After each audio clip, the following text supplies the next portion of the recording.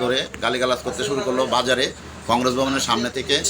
আমাদের ছেলেরা যখন গেল সেখানে তারা লাঠিসোঁটা নিয়ে বেরিয়েছে। এখানে প্রশাসনের লোক আছেন, আমাদের বাগমা আউটপোস্টের ওসি সহ এখানে দারোগা বাবু থেকে শুরু করে পুলিশ কনস্টেবল সবাই আছেন, সবাই তারা প্রত্যক্ষদর্শী এবং বাগমা বাজারের তারা প্রত্যক্ষদর্শী।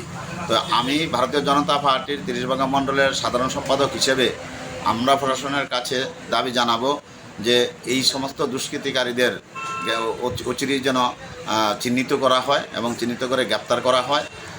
আমরা এটা আবেদন রাখবো আপনাদের মাধ্যমে।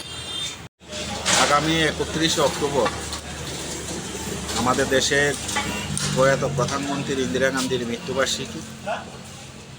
সেই 31 অক্টোবর এই মৃত্যুবার্ষিকীকে সামনে রেখে 30 বাগমা ব্লক কংগ্রেসের উদ্যোগে আমরা ব্যাপক কর্মসূচি আমরা হাতে নিয়েছি।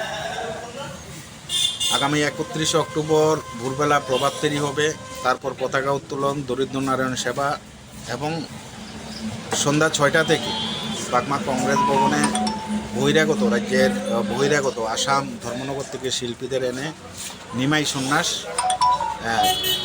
কীর্তনের পালা অনুষ্ঠিত হওয়ার কথা।